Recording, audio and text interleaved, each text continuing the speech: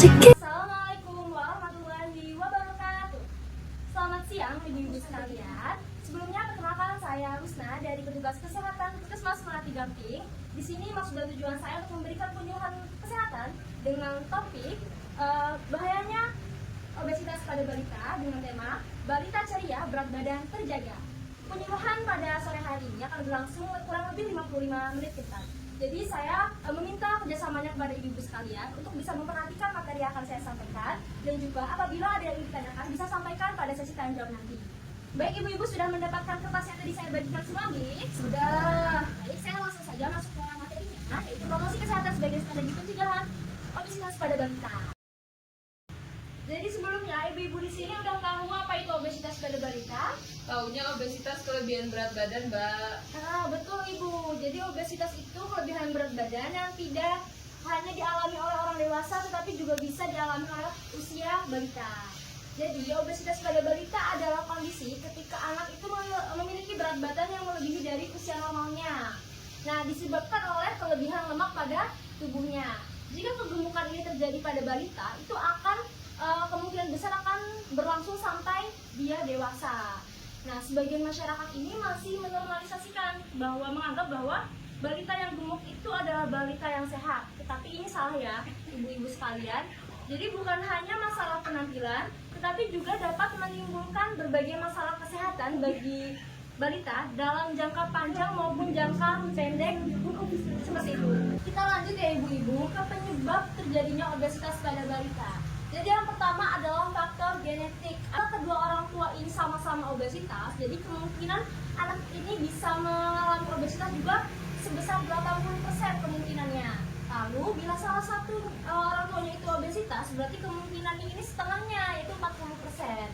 Lalu jika kedua orang tua itu tidak obesitas, presentasinya balita ini bisa mengalami obesitas itu hanya 14%. Lalu lanjut ke faktor yang kedua, yaitu faktor sosial, yaitu meliputi pengetahuan ibu, pendapatan, perilaku, dan gaya hidup.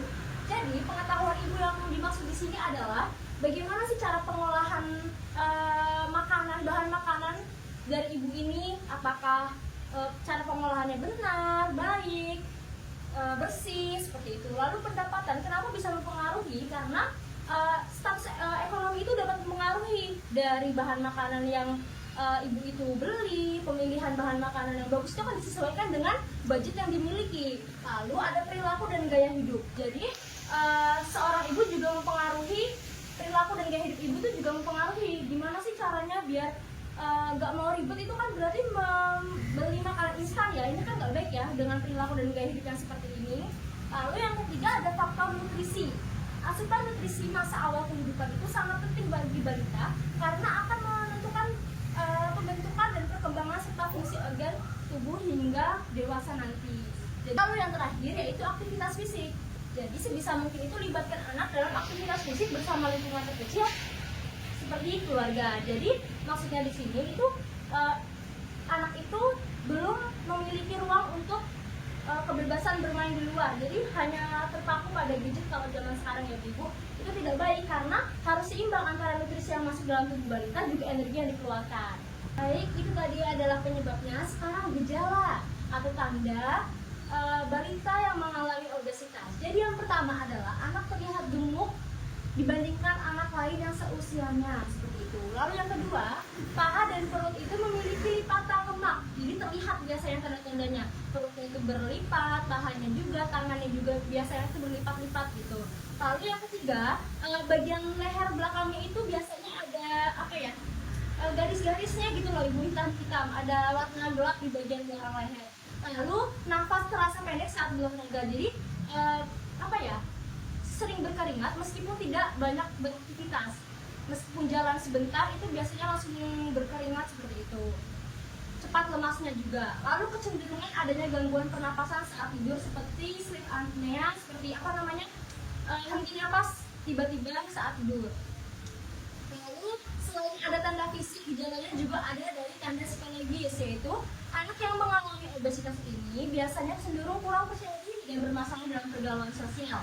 Lalu lanjut ke dampaknya, dampak yang bisa muncul dari adanya obesitas pada balita, yaitu ada jangka pendek dan jangka panjang. Yang pertama jangka pendek yang ada masalah pernapasan seperti asma dan sleep apnea yang tadi saya sudah jelaskan.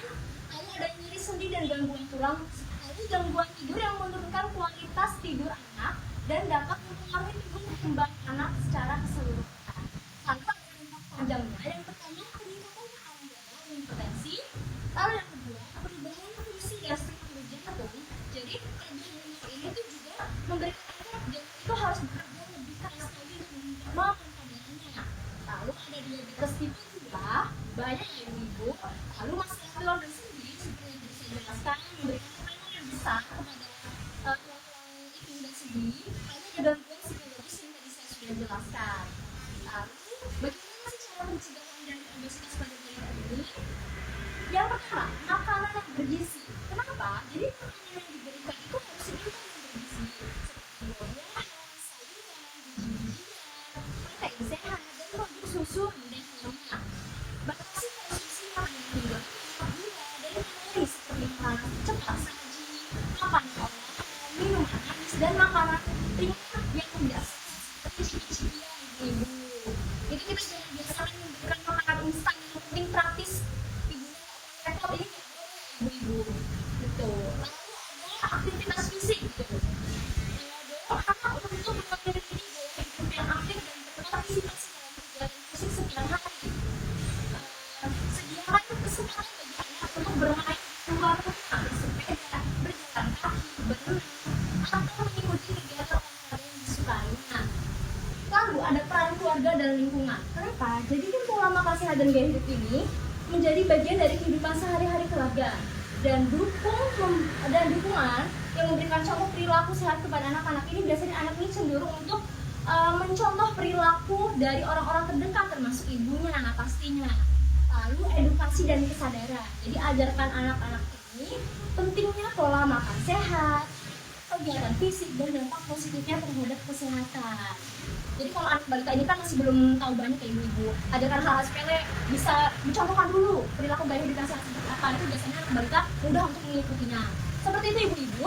Sekian pemaparan materi dari saya. Selanjutnya kita akan memasuki sesi tanya jawab. Bila ada pertanyaan bisa angkat tangan, nanti saya bantu untuk menjawab. Saya Mbak, gimana sih cara memastikan anak kita tuh benar-benar termasuk ke dalam obesitas atau enggak? Ibu. Jadi indeks massa tubuh itu sama dengan berat badan anak dalam kilogram dibagi dengan tinggi badan anak dalam meter dikuadratkan. Lalu hasilnya nih udah ketemu hasilnya. Ibu ingat hasilnya. Lalu bisa dilihat dari grafik pertumbuhan menurut WHO. Hasilnya tadi dilihat di grafik pertumbuhan WHO itu kalau berat badannya normal itu hasilnya itu dari -2 sampai +1 itu adalah berat badan normal. Lalu untuk berat badan yang memiliki risiko obesitas itu ada di lebih dari +1. Lalu untuk yang sudah tergolong obesitas itu berat badannya ada di lebih dari +2. Baik, pertanyaan sangat luar biasa dari ibu-ibu sekalian. Sekarang giliran saya nih mau mengevaluasi, mau mengetahui seberapa dalam pengetahuan ibu tentang obesitas pada balita ini. Jadi apa sih gejala yang diberikan dari obesitas pada balita ini dan cara mencegahnya itu bagaimana? Mbak, saya mau jawab Mbak. Buat gejalanya tadi di bayi itu, di balita ya, tadi ada gangguan nafas saat tidur, Iya betul ibu, apalagi terus kulitnya itu kelihatannya lebih gelap di area tertentu. pencegahannya bagaimana ibu? Tentu soal makanan ya, pasti makan makanan yang bergizi, terus juga olahraga. Tadi kita sebagai orang tua ngajak anak untuk aktivitas fisik, Jangan ketergantungan dengan apa ibu? handphone, Betul. gadget, sih. Baik ibu-ibu, terima kasih atas antusiasnya dalam penyuluhan sore hari ini. Dapat kita simpulkan bahwa obesitas pada balita ini bisa terjadi tidak hanya dari orang dewasa ya. Selain itu sendiri seperti ada berat badan itu terlihat lebih gemuk dari anak seusianya. Yaitu dari faktor sosial, faktor nutrisi, pengetahuan ibu tadi ya termasuk. Baik ibu-ibu sekalian, saya sangat berterima kasih atas antusiasnya pada sore hari ini. Kami akan mengadakan edukasi ini lagi di lain hari. Kemungkinan akan dijelaskan nanti oleh Posyandu Mawar sendiri. Tunggu informasinya saja kan ibu-ibu. Terima kasih atas kerjasamanya. Sekian dari saya. Wassalamualaikum warahmatullahi wabarakatuh. Waalaikumsalam.